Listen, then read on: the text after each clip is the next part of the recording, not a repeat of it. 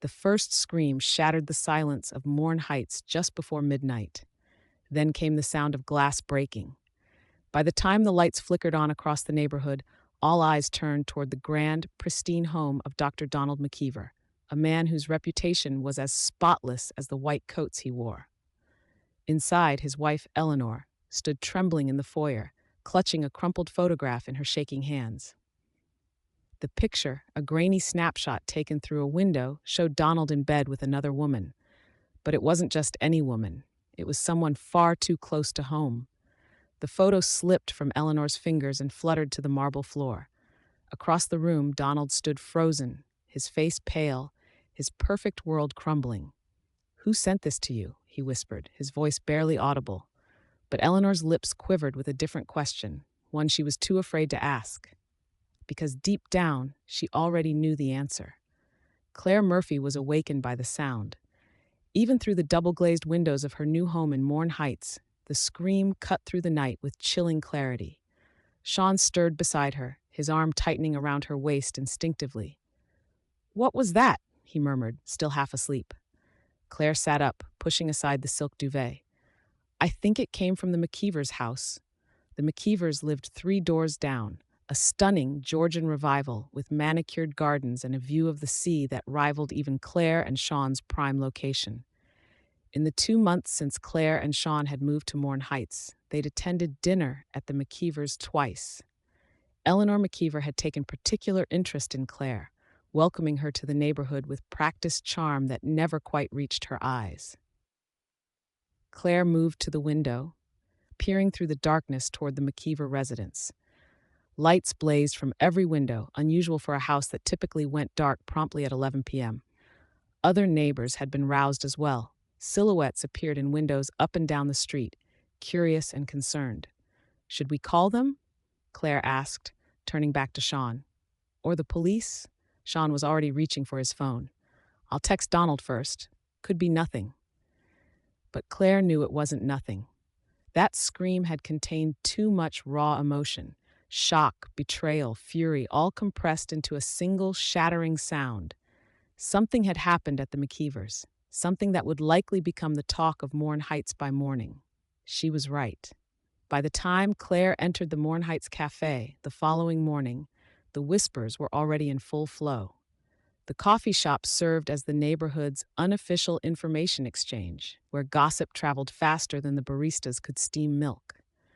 Claire had started making it part of her morning routine, less for the excellent espresso than for the social pulse it provided. "Did you hear?" Amelia Wilson, wife of the town's most prominent barrister, leaned across the marble-topped table as Claire settled into the seat opposite her. They weren't friends exactly, but Amelia had appointed herself Claire's guide to Mourne Heights society, a role she took as seriously as her position on the hospital charity board. About the McKeevers, Claire kept her voice neutral, reluctant to appear too eager for details. Amelia's eyes widened with delight at having a fresh audience. Eleanor found photos of Donald with Tara McKenna. Claire tried to place the name. "The nurse from the cardiology department." "The very one," Amelia confirmed, lowering her voice, though her expression suggested she'd prefer to shout it through a megaphone. 28 years old, half Eleanor's age. Can you imagine? Claire could, actually.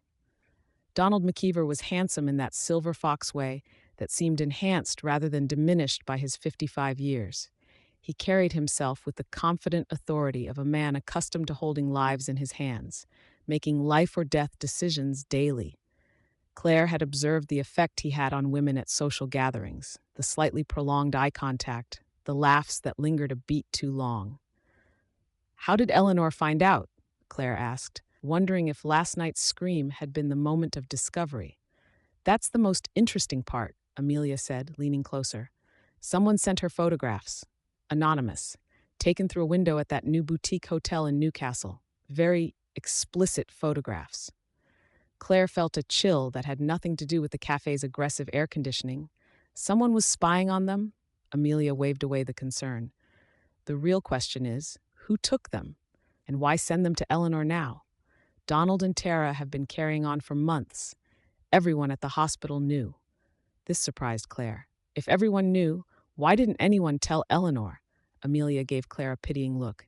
My dear, that's not how things work in Mourne Heights. We respect privacy until it explodes publicly, Claire suggested.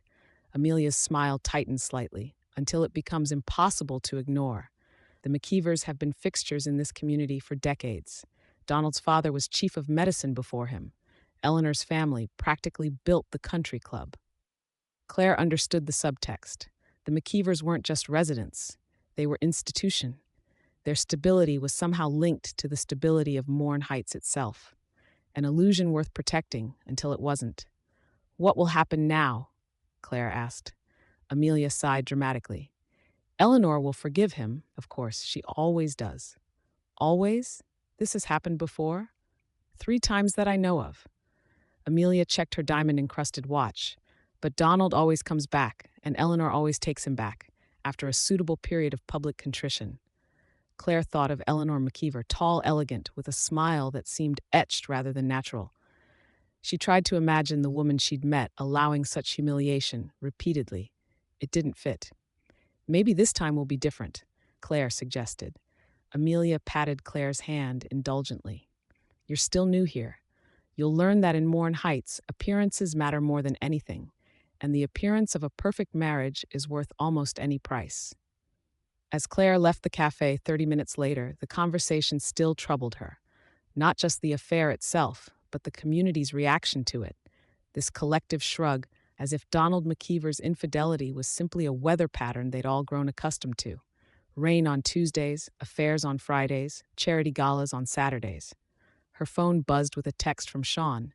Lunch at the hospital? I have news about the McKeevers. Claire hesitated. Sean worked at the same hospital as Donald, though in a different department. If the gossip had reached the cafe by morning, it would have saturated the hospital corridors overnight. Sure, 1 p.m.? She replied, curiosity winning out over her discomfort with participating in the rumor mill. As she walked home, Claire couldn't shake the image of Eleanor McKeever standing in her pristine foyer, a photograph slipping from her trembling fingers, her perfect world shattering around her. She wondered what she would do in Eleanor's position. Would she forgive, accept the whispers and stares for the sake of appearances? Claire was still contemplating this when she rounded the corner onto Sleve Donard Avenue and spotted Eleanor McKeever herself, calmly clipping roses in her front garden as if nothing had happened, as if her scream hadn't pierced the night just hours before. Good morning, Claire called, deciding direct acknowledgement was better than awkward avoidance. Eleanor looked up, her pruning shears pausing mid-snip. She wore gardening gloves and a wide-brimmed hat that shaded her face, but Claire could still see the redness around her eyes, the slight puffiness that even expensive concealer couldn't quite hide. Claire, Eleanor said, her voice perfectly modulated. Lovely morning, isn't it?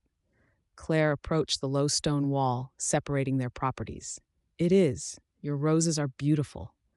Beauty requires constant vigilance, Eleanor replied, snipping a dead bloom with precise movements. Cut away the decay before it spreads to the healthy parts. The statement hung in the air between them, loaded with obvious metaphor. Claire searched for an appropriate response. Eleanor, I heard what happened. Eleanor finished for her, a tight smile appearing. I imagine everyone has by now. Mourne Heights does love its little dramas. Claire hesitated. I just wanted to say I'm sorry, if you need anything. Eleanor removed her gardening gloves methodically, smoothing each finger before setting them on the stone wall. What I need, Claire, is discretion. Something in short supply around here. Her smile remained fixed, but her eyes held something Claire couldn't quite read. But thank you for your concern. We'll weather this storm as we have others. Of course, Claire said, feeling dismissed yet somehow drawn into Eleanor's orbit simultaneously. If you change your mind, I won't, Eleanor said with finality. But I appreciate the gesture. You're new here, aren't you? Still finding your place? Claire nodded. We moved in 2 months ago. Then let me offer some advice. Eleanor stepped closer to the wall, her voice dropping slightly. Mourne Heights watches everything. It remembers everything. Choose your path carefully, Claire Murphy. With that cryptic warning, Eleanor replaced her gloves, picked up her basket of cut roses, and turned toward her house. Claire remained by the wall, unsettled by the exchange. There had been something in Eleanor's manner, not the broken woman Claire had expected, but someone calculating, controlled, someone with a plan. As Claire continued home, she glanced back once to see Eleanor standing at her front window, watching her retreat with unnervingly focused attention. In that moment, Claire understood two things clearly. Eleanor McKeever was not the passive society wife everyone assumed, and whatever was happening in the McKeever household was far from over. The hospital cafeteria buzzed with activity when Claire arrived at 1 p.m. She spotted Sean immediately, his tall frame and dark hair standing out among the sea of medical staff in their various colored scrubs. He was engaged in conversation with another doctor Claire recognized as Dr. Patel from cardiology, Donald McKeever's department. They both looked up as she approached, Dr. Patel offering a quick smile before excusing herself, her expression suggesting she'd rather not be seen discussing her boss's personal affairs with outsiders. Sean kissed Claire's cheek as she sat. "Sorry about that. Everyone's walking on eggshells today." "I can imagine," Claire said, keeping her voice low. "Donald didn't come to work?" "Oh, he's here," Sean replied, his eyebrows rising. "That's the news I wanted to tell you. He showed up exactly on time for his 7 a.m. rounds, perfectly pressed white coat, not a hair out of place, acting like nothing happened." Claire frowned. After last night, Eleanor was screaming loud enough to wake the neighborhood. "The famous McKeever composure," Sean said, shaking his head. "Donald's performing a triple bypass this afternoon, business as usual." "What about Tara McKenna? Is she here too?" Sean's expression grew more serious. "That's where it gets interesting. She called in sick today, and rumor has it she's not coming back. She's quitting? Transferring, apparently, to a hospital in Dublin, effective immediately." Sean unwrapped his sandwich, his expression thoughtful. "Convenient timing, don't you think?" "Maybe she's embarrassed," Claire suggested, "or Donald arranged it to save his marriage." "Maybe," Sean conceded, though he didn't sound convinced. "But Tara was on track for a promotion here. She's brilliant, by all accounts. Why throw that away for an affair that's already been exposed?" Claire considered this as she picked at her salad. "You think there's more to the story?" "I think," Sean said carefully, "that Donald McKeever is used to controlling narratives. He's the golden boy of this hospital, Claire. The board practically genuflects when he walks into a room. If he wanted Tara gone, she'd be gone. And if she left voluntarily, then she's running from something worse than embarrassment." Sean leaned forward, lowering his voice further. "There's something else. Donald received a package this morning, delivered to his office. He opened it, went white as a sheet, and immediately called hospital security." Claire felt that same chill from earlier return. "Another photograph?" Sean nodded. "That's the rumor, but not just of him and Tara. Something worse, apparently." "Worse how?" "No one knows exactly, but Donald locked himself in his office for an hour afterward, made several calls. When he emerged, that's when the news about Tara's transfer was announced." Claire thought of Eleanor in her garden that morning, methodically pruning roses. "Cut away the decay before it spreads to the healthy parts." "I met Eleanor this morning," Claire said. "She was not what I expected." "Broken? Devastated?" Sean suggested. "The opposite, actually. She seemed purposeful, like she's 3 steps ahead in a game no one else realizes they're playing." Sean considered this. "That doesn't match what I've heard about previous affairs. Apparently, she usually retreats to their lake house for a few weeks, returns when the gossip dies down."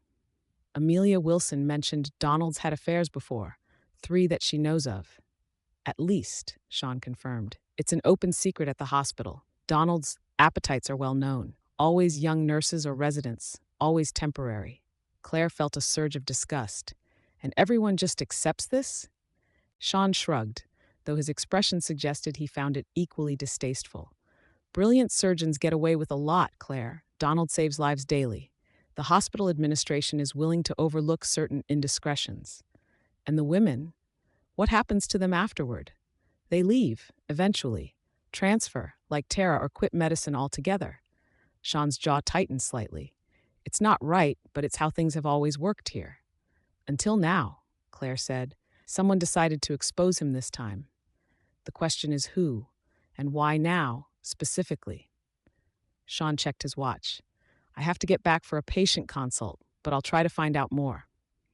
As Sean headed back to work, Claire remained in the cafeteria, mulling over everything she'd learned. Something about the situation nagged at her, particularly Eleanor's demeanor that morning. Not a woman blindsided by betrayal, but one who had anticipated it, perhaps even orchestrated its exposure. Claire was so lost in thought she almost didn't notice the young woman who slid into the seat Sean had vacated. When she looked up, she found herself facing a striking brunette with the most vibrantly green eyes she'd ever seen. "You're Claire Murphy," the woman said. It wasn't a question. Sean Murphy's wife. "Yes," Claire confirmed, studying the woman more carefully. She wore street clothes, not scrubs, but a hospital ID badge hung from her neck. Claire caught the name before the woman tucked it into her pocket. Tara McKenna. "I'm Tara," she said unnecessarily.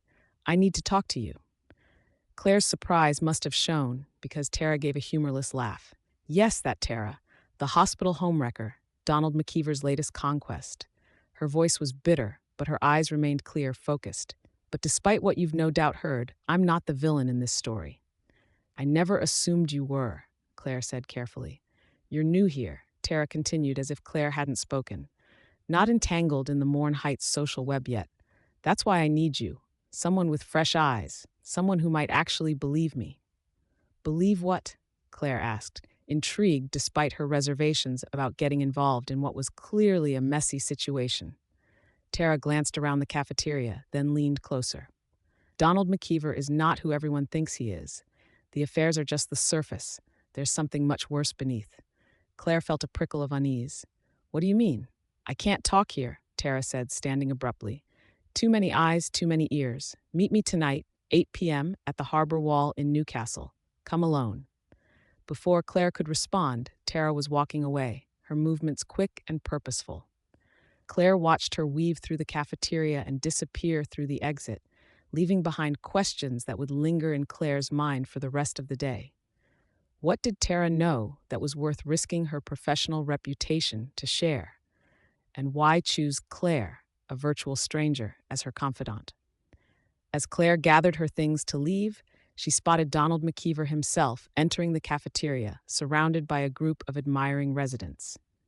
He moved with the confident ease of a man accustomed to deference, his silver hair perfectly styled, his smile practiced and charming.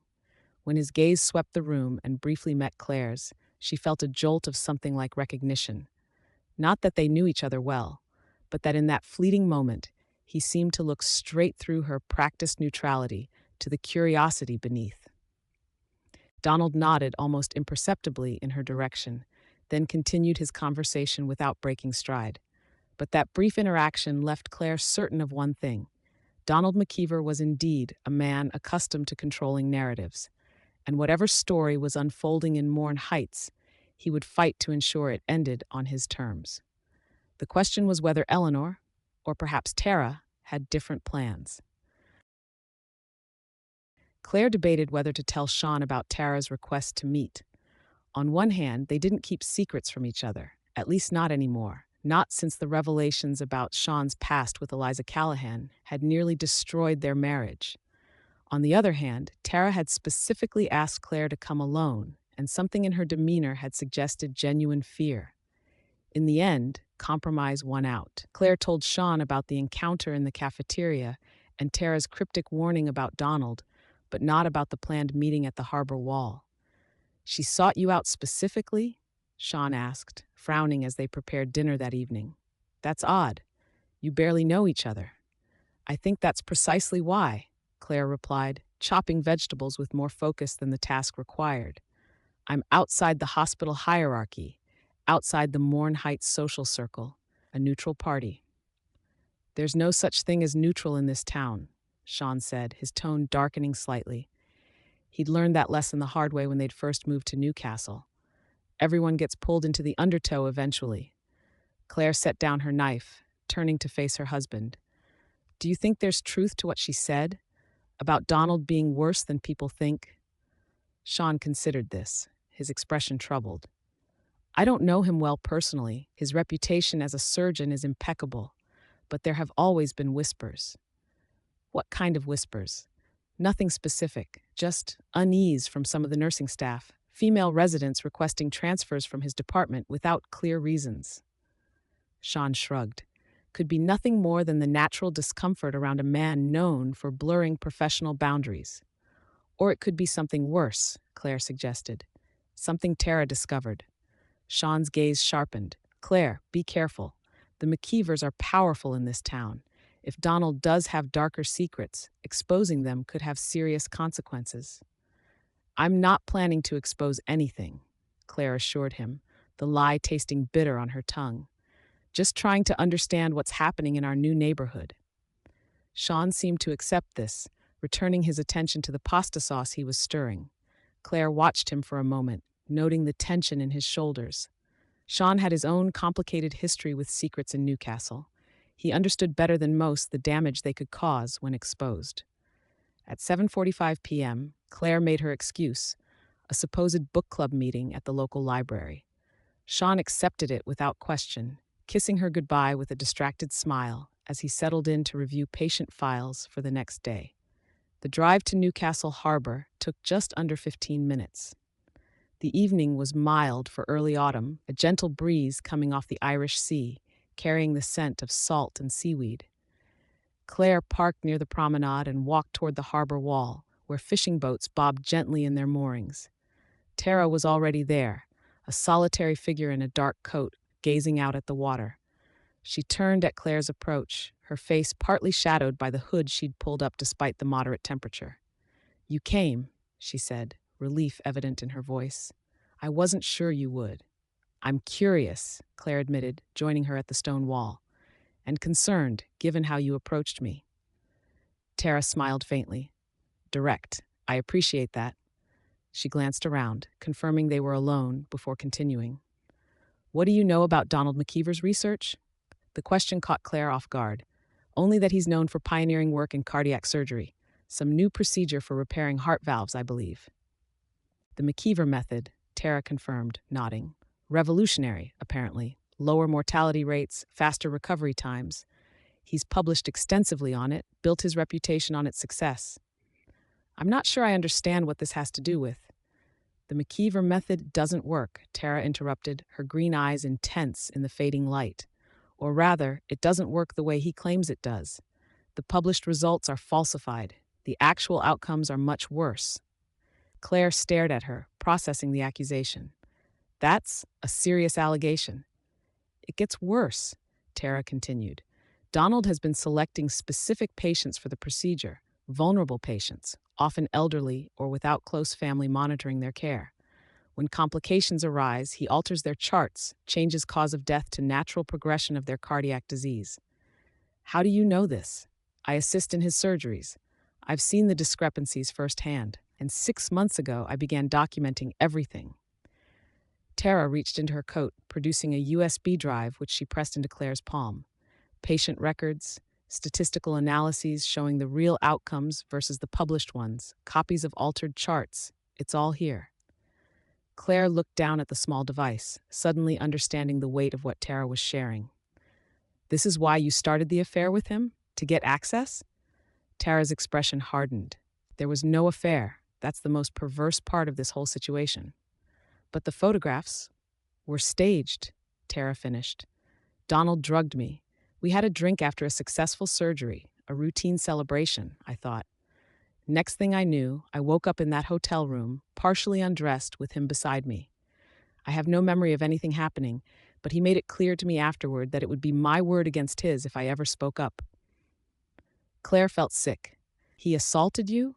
"I don't know for certain what he did while I was unconscious," Tara admitted, her voice tight with controlled emotion. "But he made sure to create the appearance of a consensual encounter. He's been using that night to ensure my silence about the research fraud ever since." "But now photographs of that night have surfaced," Claire said, pieces clicking into place, "exposing an affair that never actually happened." Tara nodded grimly. "Someone was watching us. Someone knew what Donald was doing. Either the research fraud or his pattern with female staff, or both. And they chose now to expose him. Who would have that knowledge, that access?" "That's why I came to you," Tara said. I need help figuring that out, because whoever sent those photos knows something about that night, but not everything. They think they're exposing an affair, but they're actually exposing a potential assault. Claire's mind raced. Have you gone to the police? The hospital administration? With what evidence? Tara asked bitterly. I have no proof of being drugged. It's been months, and Donald has already painted me as a scheming subordinate who seduced a married man. The transfer to Dublin was his idea, a way to remove me from the equation now that our affair has been exposed. So what do you want from me? Claire asked, though she was beginning to understand. I need someone to help me investigate who took those photos. They're the key to everything. If I can find that person, understand what they know and why they're exposing Donald now, I might finally have leverage to reveal the truth about the research fraud. Tara's expression was pleading. You're an art conservator, right? You have training in analyzing images, determining authenticity? Claire nodded slowly. Yes, but that's why I need you specifically, Tara pressed. I need someone who can look at those photographs with a professional eye, maybe find details I'd miss. Someone outside the hospital politics, someone Donald wouldn't immediately suspect of helping me. Claire felt the weight of the USB drive in her palm, considering the implications of what Tara was asking. Getting involved meant potentially confronting a powerful, respected doctor, a man who, if Tara was telling the truth, had already demonstrated a willingness to commit fraud and possibly assault to protect his reputation. I need time to think about this, Claire said finally, to review what's on this drive. Tara nodded, seeming to have expected this response. I understand, but please don't take too long. I leave for Dublin in 3 days, Donald's orders, and once I'm gone. She left the sentence unfinished, but her meaning was clear. Once she was removed from Newcastle, the story would quickly become yesterday's gossip, the truth buried beneath the next Mourne Heights scandal. I'll call you tomorrow, Claire promised, pocketing the USB drive. In the meantime, be careful. If Donald suspects you're gathering evidence against him. He already does, Tara interrupted. The second photograph made that clear. Second photograph? Claire asked, remembering Sean mentioning a package delivered to Donald's office that morning. Someone sent a second image to Donald directly, Tara explained. It showed me in his office after hours, accessing files on his computer. They're escalating, Claire. Whoever is doing this is turning up the pressure, and I don't know what they'll reveal next. As they parted ways, Claire couldn't shake the feeling that she was being watched. The harbor, nearly deserted at this hour, suddenly seemed full of shadows and potential observers. She hurried back to her car, the USB drive feeling like a burning coal in her pocket. Who had taken those photographs, and what was their ultimate goal in exposing Donald McKeever? To reveal his professional misconduct, or to satisfy some personal vendetta? As Claire drove home, one image kept returning to her mind. Eleanor McKeever in her garden that morning, methodically pruning roses. Cut away the decay before it spreads to the healthy parts. Could Eleanor be behind the photographs? After years of tolerating her husband's affairs, had she finally decided to take more drastic action? But if she knew about the research fraud, why expose the supposed affair first, rather than the more serious professional misconduct? None of it made sense yet. But Claire was now certain of one thing. Whatever was happening in Mourne Heights was far more complex and potentially dangerous than a simple case of marital infidelity. Claire waited until Sean was asleep before retrieving her laptop and the USB drive from her bag. She settled in the small study downstairs, away from their bedroom, and plugged in the device with a mixture of trepidation and curiosity. The drive contained several folders meticulously organized. The first held patient records, dozens of them spanning the past 3 years. Claire scanned through them, her non-medical background limiting her understanding of the technical details. But the pattern Tara had described was evident even to her untrained eye. Initial surgical reports documenting successful procedures using the McKeever method, followed by later complications that were often attributed to pre-existing conditions or natural progression of disease. The second folder contained statistical analyses, comparison charts showing the published success rates of the McKeever method versus what appeared to be Tara's own calculations based on actual outcomes. The discrepancy was significant, the actual mortality rate nearly triple what Donald had reported in his research papers. The third folder was labeled simply Evidence and contained a series of photographs. Claire's professional training immediately kicked in as she studied them. These weren't the photographs of Donald and Tara that had been sent to Eleanor. These were images of medical charts showing alterations, side-by-side comparisons of digital records that had been modified, with timestamps documenting the changes. The final folder was password protected. After several failed attempts using variations of Tara's name, Claire remembered something the nurse had mentioned during their conversation. 6 months ago, I began documenting everything. On a hunch, she tried the date from exactly 6 months earlier, and the folder unlocked. Inside were more personal files, a journal Tara had kept, documenting her growing suspicions about Donald's research and his behavior toward female staff. It detailed the night she believed she'd been drugged, her confusion upon waking in the hotel room, Donald's subsequent veiled threats to keep her silent. Most disturbing was a list of names, 8 women who had worked closely with Donald over the past 5 years, all of whom had subsequently transferred or left medicine entirely. Beside each name were brief notes. Similar experience, or check if pattern matches. Claire sat back, overwhelmed by the scope of what Tara had compiled. If genuine, this evidence suggested not just research fraud, but a pattern of predatory behavior spanning years, enabled by Donald's position of power and the hospital's apparent willingness to look the other way. But was it genuine? Claire didn't know Tara well enough to trust her implicitly.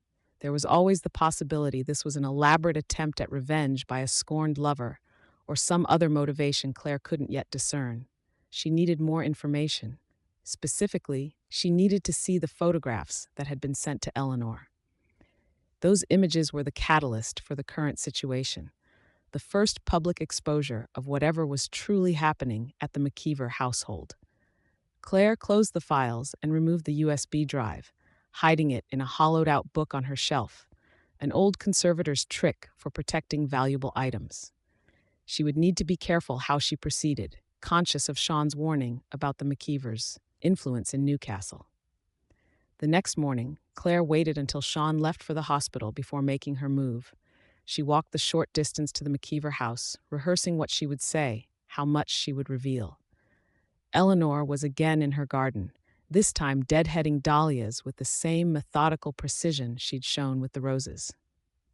"Good morning, Eleanor," Claire called, approaching the stone wall that separated their properties. Eleanor looked up, her expression neutral but watchful.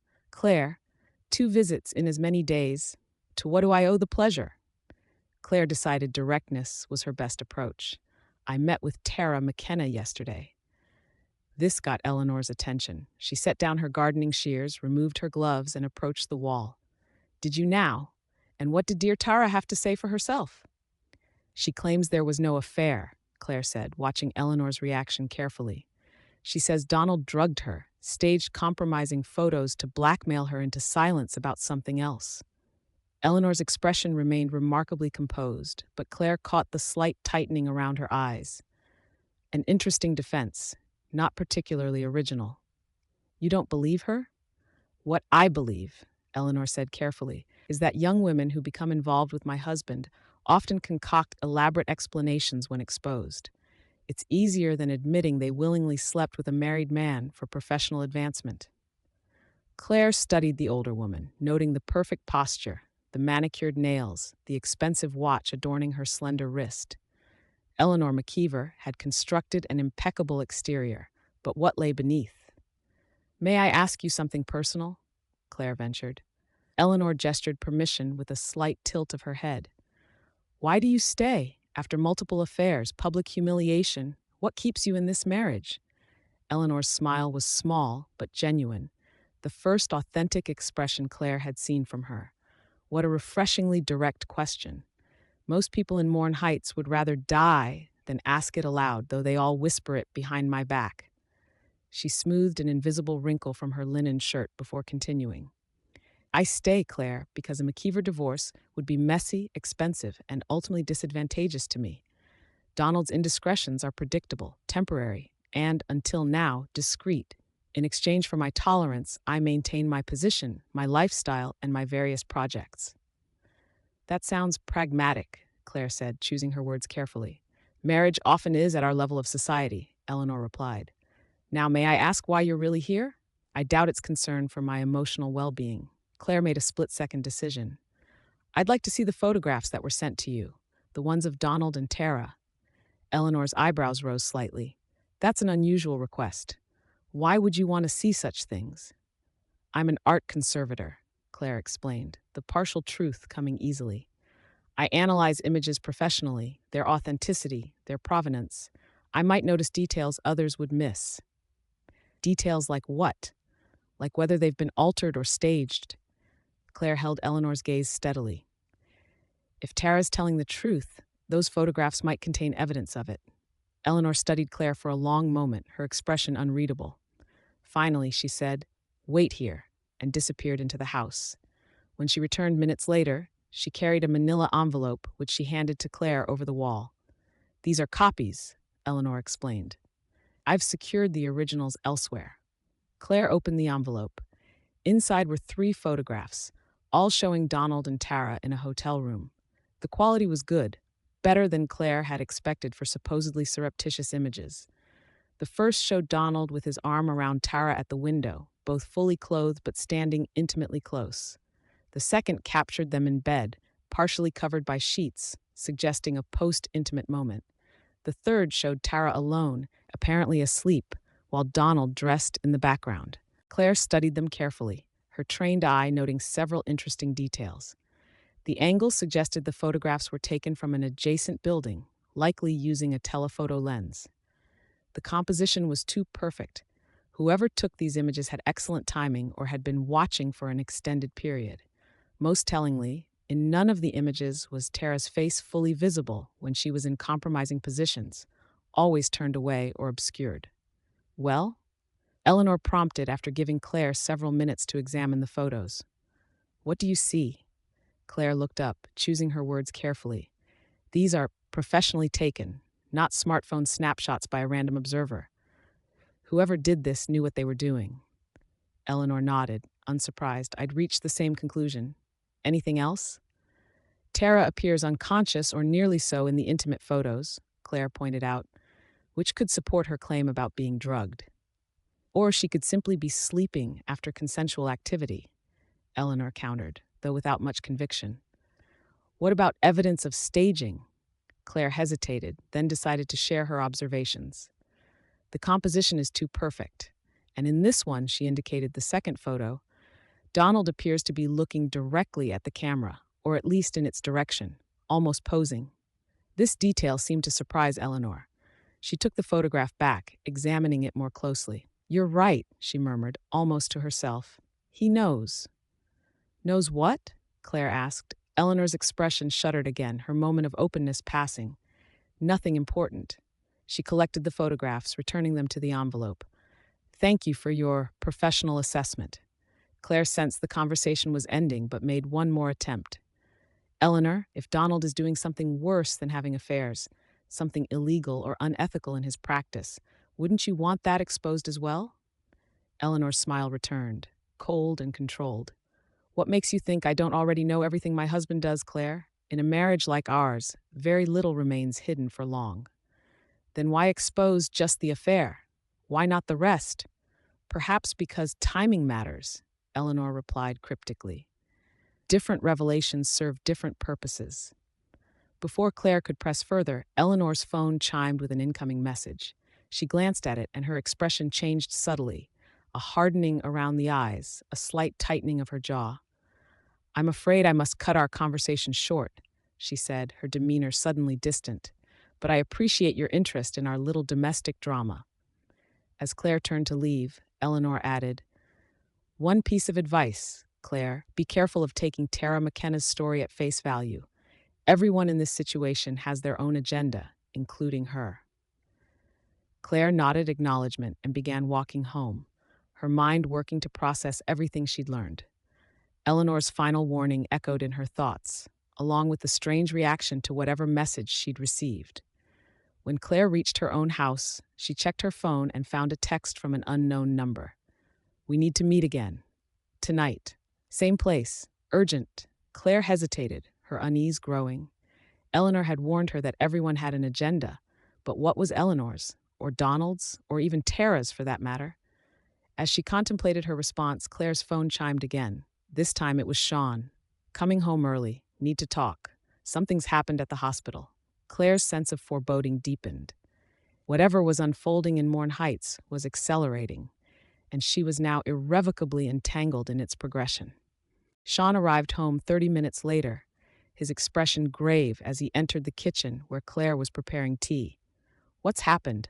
she asked immediately, recognizing the tension in his shoulders. "There's been another photograph," Sean said, loosening his tie as he sank into a chair at the kitchen island. "This one sent to the entire hospital board of directors."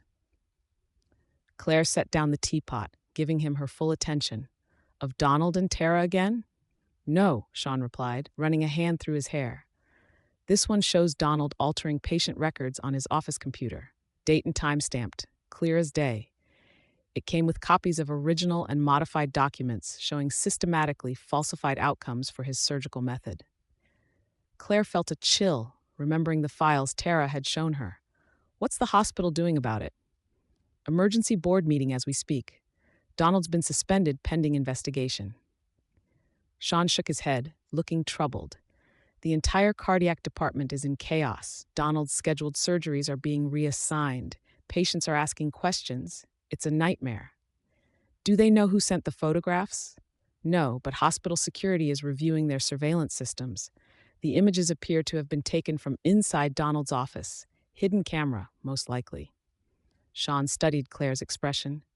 "You don't seem very surprised by any of this."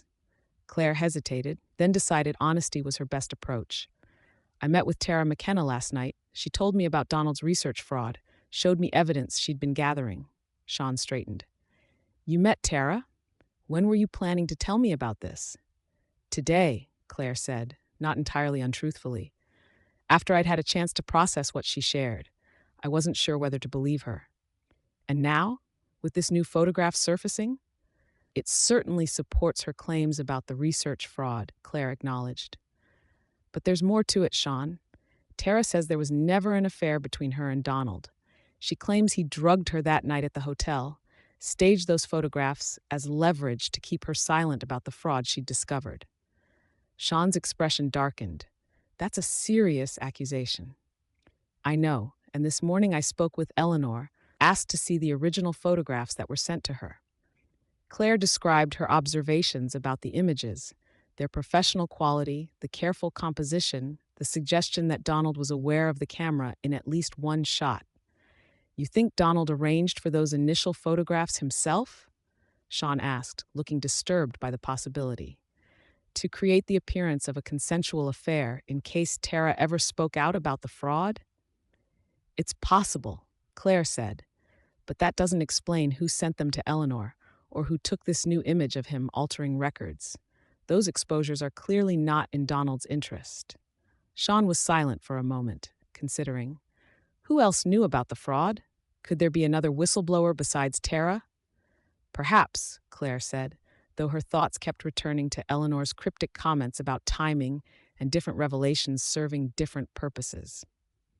"Tara texted me wanting to meet again tonight. She says it's urgent."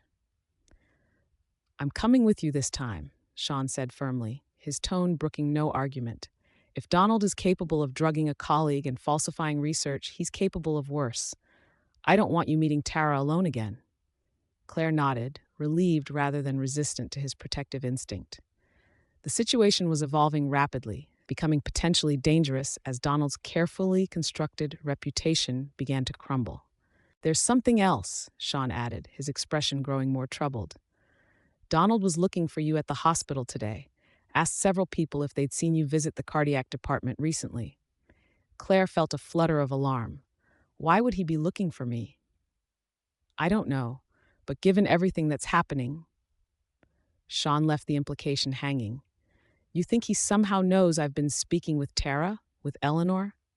"I think Donald McKeever is a man with powerful connections and a reputation to protect," Sean said carefully. "And right now, he's looking for whoever is helping to expose him." Claire's phone chimed with another text. The same unknown number. Change of plans. Meet at Tollymore Forest Park entrance. 8 p.m. Come alone. Life or death. She showed the message to Sean, whose frown deepened. Tollymore is isolated this time of year, nearly deserted after sunset. All the more reason I shouldn't go alone, Claire said, a decision crystallizing. But I think we need to hear what Tara has to say. She's the key to understanding what's really happening. Sean nodded agreement, his expression grim. We'll go together, but carefully. If Donald is behind any of this, either the original photos or now trying to silence Tara, we could be walking into a dangerous situation. As they prepared for the meeting, Claire couldn't shake the feeling that they were missing something critical, some piece of the puzzle that would make sense of the seemingly contradictory elements of the unfolding drama. Donald staging compromising photos with Tara, yet someone else using those same images to expose him. Research fraud being revealed immediately after the affair. Eleanor's strange detachment and cryptic warnings. None of it quite added up. But Claire was increasingly certain that when the full picture emerged, it would reveal something far darker than a simple case of professional misconduct or marital infidelity. The drive to Tollymore Forest Park took nearly 40 minutes, the winding road carrying them away from Newcastle's coastal lights into the deeper darkness of the Mourne Mountains. The forest park, famous for its picturesque walking trails and imposing Gothic gate lodge, was indeed deserted when they arrived, the parking area empty save for a single blue Ford Fiesta, Claire recognized as Tara's car from their harbor meeting. She's already here, Claire said, scanning the area for any sign of the nurse. Sean pulled their car alongside Tara's, positioning it for a quick departure if necessary. I don't see her. She might be waiting by the pedestrian entrance. They exited their vehicle cautiously, the evening silence broken only by the rustling of leaves in the gentle breeze and the distant sound of the Shimna River flowing through the forest. The main gates were locked for the night, but the pedestrian access remained open, the stone archway looming dark against the night sky. Tara? Claire called, keeping her voice low but audible. It's Claire Murphy. I'm here with my husband. No response came. They moved closer to the entrance, Sean switching on the flashlight function on his phone to illuminate their path. The beam caught something on the ground near the archway, a small object that glinted metallically. Sean bent to retrieve it. A hospital ID badge, he said, holding it up to the light. Tara McKenna's name and photograph were clearly visible. Claire felt a surge of alarm. She wouldn't leave that behind willingly. Sean swept his light across the ground, revealing scuff marks in the dirt path, signs of a struggle. Claire, he said tensely, I think we should call the police. Before Claire could respond, her phone chimed with an incoming text. Not from Tara's number this time, but from an entirely different unknown sender. Walk away now. This isn't your fight. Final warning. She showed it to Sean, whose expression hardened with resolve. Definitely calling the police, he said, already dialing. While Sean spoke with emergency services, Claire continued examining the area around the entrance, her flashlight beam catching on something else, a smear of what looked disturbingly like blood on one of the stone pillars. Sean, she called urgently, pointing it out. He ended his call quickly. Police are on their way, 15 minutes at least from Newcastle. We can't wait, Claire decided, staring into the darkness beyond the archway. Tara could be hurt. Sean hesitated, clearly torn between concern for Tara and fear for their own safety. If we go in, we stay together. At the first sign of real danger, we retreat and wait for the police. Claire nodded agreement, and together they passed under the Gothic archway into Tollymore Forest, following the main path that led deeper into the woods. The darkness seemed to close around them, the tree canopy blocking what little moonlight filtered through the cloudy sky. They had walked perhaps 200 meters when they heard it, a muffled sound from somewhere off the main path, like someone trying to call out through a gag. Sean squeezed Claire's hand in warning, then directed his flashlight toward the source of the sound. The beam illuminated a narrow side trail leading toward the river. They followed it cautiously, Sean in front, Claire close behind. The path opened into a small clearing beside the Shimna River, where the rushing water would normally drown out most sounds. And there, Tied to a tree at the clearing's edge was Tara McKenna. She was bound with what appeared to be zip ties, a cloth gag secured around her mouth. Even in the limited light, Claire could see the fear in her eyes, the bruising beginning to form on her face where she'd clearly been struck. Sean rushed forward to help her, quickly removing the gag while Claire used her pocket knife to cut the zip ties binding Tara's wrists. "We have to get out of here," Tara gasped as soon as she could speak. "He's coming back. He said he was going to make it look like a suicide." "Who?" Claire demanded, helping Tara to her feet. "Donald?" Tara shook her head, wincing at the movement. "Not Donald. It's—" The sound of a branch breaking interrupted her. All three froze, turning toward the source of the noise at the edge of the clearing. A figure stepped into view, illuminated partially by their flashlight beams. Not Donald McKeever, as Claire had half expected, but a woman, elegant, composed, and holding what appeared to be a small revolver pointed steadily in their direction. Eleanor McKeever. "Well," she said, her voice as coolly controlled as ever, "this complicates things considerably." "Eleanor," Claire said, struggling to keep her voice steady, "what are you doing?" Eleanor stepped further into the clearing, the revolver unwavering in her grip. She looked strangely at home in these surroundings, her outdoor clothing practical yet expensive, her movements confident despite the uneven ground. "I'm tying up loose ends," she replied simply. "Tara has become a liability. To Donald, yes, but more importantly, to me." Claire positioned herself slightly in front of Tara, Sean moving to stand beside her. "You're behind all of this," Claire realized. "The photographs, the exposures, it was you." Eleanor's smile was cold. "Very good, Claire. You're quicker than most in Mourne Heights." "But why?" Sean asked, his medical training evident in the way he was subtly assessing Tara's condition even while keeping his attention on Eleanor. "Why expose your husband's affair, then his professional misconduct?" "Because a simple divorce would have been insufficient," Eleanor explained, as calmly as if discussing dinner plans. "Donald has weathered affairs before. His career would have continued unscathed, his reputation perhaps slightly tarnished but ultimately intact, and I would have received a settlement that, while substantial, wouldn't reflect my true contribution to his success."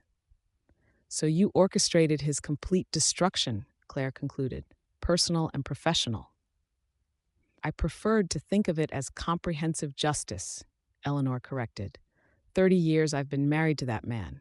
30 years of building his social connections, hosting the right people, creating the perfect environment for his advancement, all while he conducted affair after affair, growing increasingly reckless and entitled. "But the research fraud," Tara interjected, her voice hoarse. "You knew about that too? About patients dying because of his falsified procedures?" Something flickered across Eleanor's perfectly composed features, a brief shadow of genuine emotion. "I suspected for years. Donald became too confident, too successful too quickly. The results he claimed were improbable, but I had no proof until 6 months ago." When Tara began investigating, Claire realized, precisely.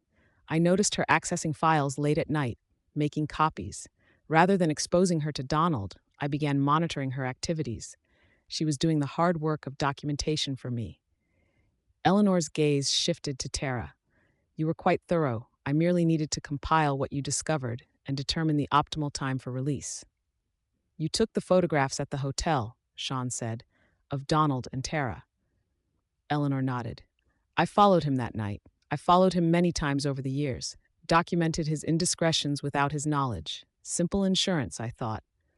But when I saw him practically carrying a semi-conscious young woman into that hotel room," her expression hardened. "Even I didn't think he'd stoop to drugging his conquests." "So you photographed it," Claire said, "but didn't intervene to help Tara." "I needed evidence," Eleanor replied unapologetically, "and the photographs served my purpose perfectly. They established the appearance of an affair while actually documenting something much closer to assault. The ideal first step in Donald's systematic unraveling." "And the second photograph?" Claire asked. "The one showing Donald altering patient records?" "Taken with a small camera I installed in his office months ago. I've been gathering evidence of the research fraud since I confirmed Tara's suspicions. Today simply seemed the appropriate moment for that particular revelation, given how efficiently the affair scandal was progressing." Tara stared at Eleanor, a mixture of horror and understanding dawning on her face.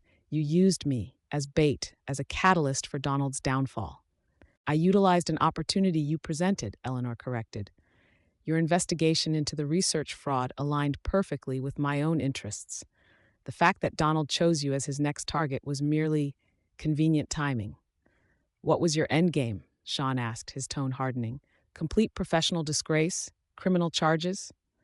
Initially, Eleanor admitted, the destruction of the great Dr. Donald McKeever, his reputation, his career, his freedom, a far more satisfying outcome than a simple divorce settlement. But something changed, Claire guessed, noting the subtle shift in Eleanor's demeanor. Yes. Unfortunately, Donald recognized the systematic nature of the exposures. He began to suspect my involvement, started looking into my activities of the past few months. Eleanor's grip on the revolver tightened almost imperceptibly. This morning, he confronted me, said he had evidence of my surveillance, my documentation, threatened to implicate me in a conspiracy to destroy him. So you decided to eliminate the most damaging witness against you, Claire said, the full picture becoming horrifyingly clear. Tara, who could testify that you knew about the research fraud but did nothing to stop it, who could confirm that you photographed her in a vulnerable state without intervening.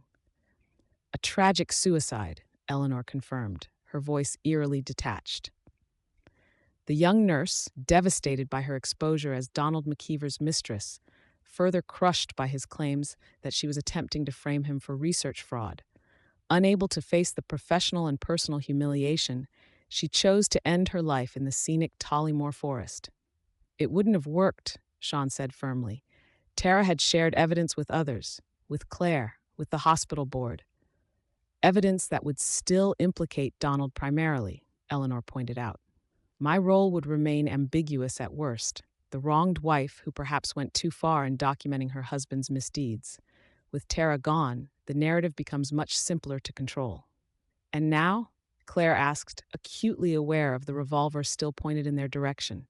Sean and I have heard everything. We know you plan to murder Tara. Something like regret flickered across Eleanor's features. Yes, that is unfortunate. I genuinely liked you, Claire. You have an authenticity most Mourne Heights residents lack. She sighed. But I've come too far to stop now. 3 tragic deaths in Tollymore tonight, I suppose. A married couple and a distraught young nurse. Perhaps a murder-suicide scenario. As Eleanor adjusted her grip on the revolver, Claire felt Sean tense beside her, preparing to move. The moments stretched, the only sound the rushing of the river nearby and the whispering of leaves overhead. Then suddenly, a new voice cut through the clearing, authoritative, commanding. Police, lower your weapon. Eleanor whirled toward the sound, her composure finally cracking. Flashlight beams cut through the darkness as several officers emerged from the trees, weapons drawn. Eleanor McKeever, the lead officer called. Drop the weapon now. For one terrible moment, Claire thought Eleanor might fire anyway, a final act of defiance against the unraveling of her carefully constructed plan. But something in the older woman seemed to deflate, resignation replacing determination in her posture. The revolver slipped from her fingers, landing with a dull thud on the forest floor. As the officers moved in to secure Eleanor, Claire turned to Sean in confusion. How? The police couldn't have heard your call and arrived this quickly. Sean looked equally bewildered. They couldn't have. They didn't, came a familiar voice from behind them. Margaret Burns stepped into the clearing, her silver hair gleaming in the officer's flashlight beams. I called them nearly an hour ago. Margaret? Claire stared at her neighbor in shock. How did you know? I've been watching Eleanor for weeks, Margaret explained, her sharp eyes following the officers as they led a now silent Eleanor toward the path. Ever since I noticed her photographing Donald and Tara at the hotel that night. We happened to be there for the same reason, documenting Donald's misdeeds, though for different purposes. You were investigating Donald too? Sean asked.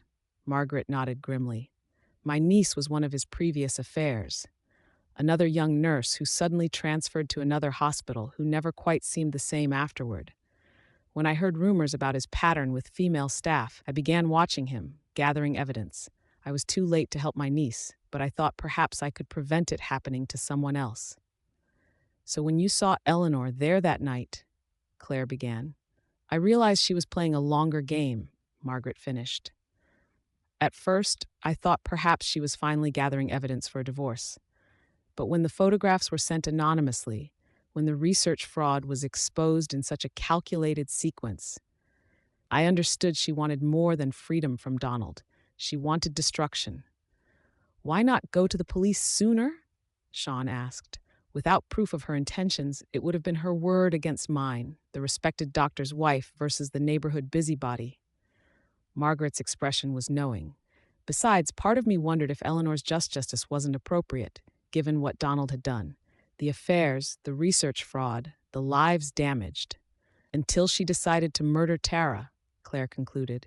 Yes, that crossed a line I couldn't ignore, Margaret agreed. When I overheard her on the phone arranging to meet Tara here tonight, I contacted the police, gave them enough evidence of her previous surveillance activities to warrant taking my concerns seriously.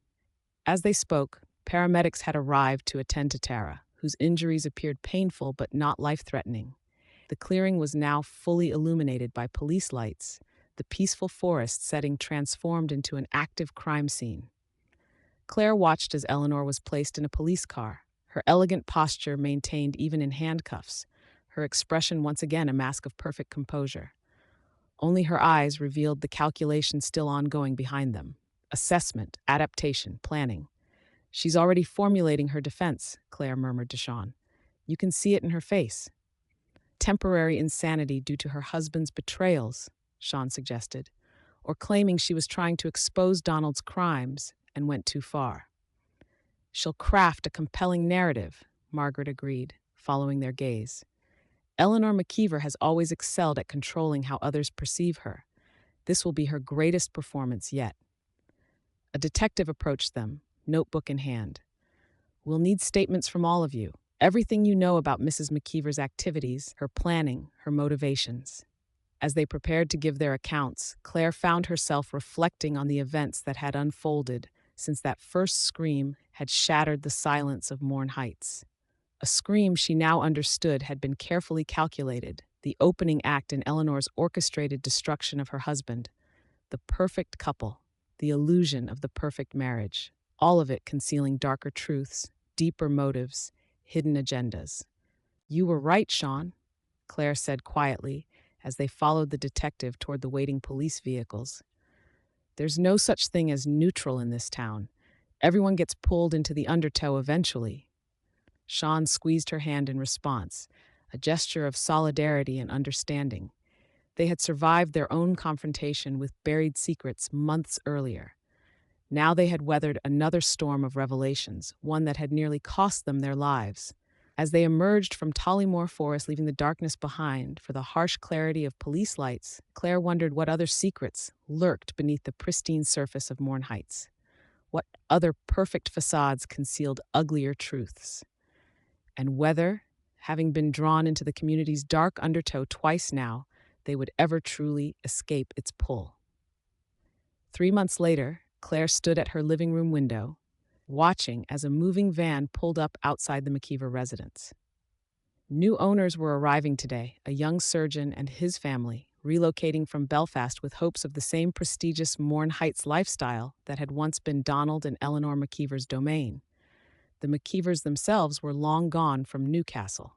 Donald awaited trial on multiple charges, including research fraud, falsification of medical records, and in Tara's case, administering a substance with intent to commit a sexual offense.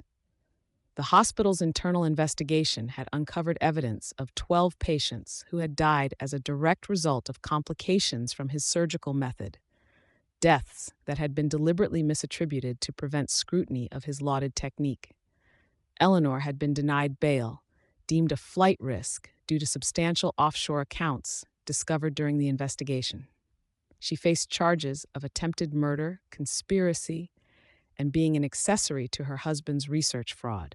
The prosecution had evidence that she'd known about the falsified outcomes for at least 6 months, but had chosen to use that knowledge for leverage rather than expose it immediately, a calculation that had potentially cost additional lives.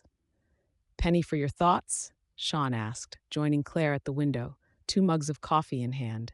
Just thinking about appearances, Claire replied, accepting the coffee gratefully. How convincing they can be. From the outside, the McKeevers had everything: success, respect, the perfect marriage.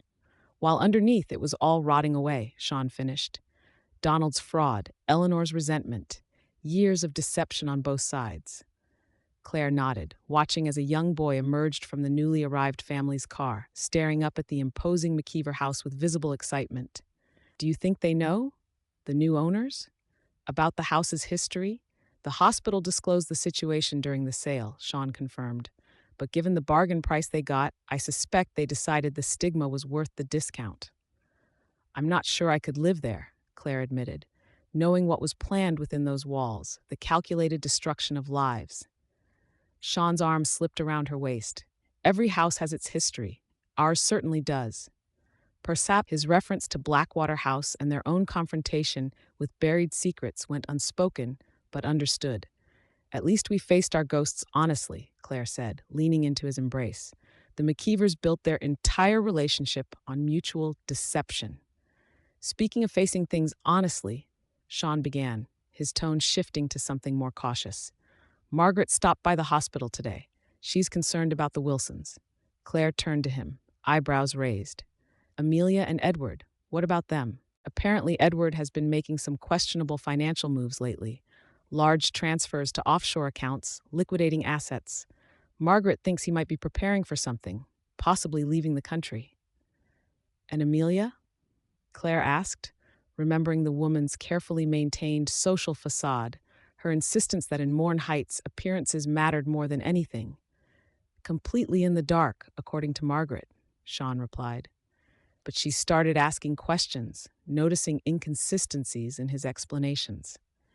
Claire turned back to the window, watching as the new family continued unloading their belongings, their excitement palpable even from a distance. New arrivals to Mourne Heights, unaware of the currents that ran beneath its pristine surface. Should we get involved? Claire asked, though she already knew the answer. They had been drawn into the community's secrets twice now. A third time seemed almost inevitable. Let's wait and see, Sean suggested, though his tone suggested he shared her sense of foreboding. Maybe this time, the secrets will stay buried. But even as he spoke, Claire noticed Amelia Wilson herself walking purposefully toward their house, a manila folder clutched in her hand, her expression a mixture of determination and fear, the look of someone whose perfect world had just begun to crack. Some secrets, it seemed, refused to remain beneath the surface. The end.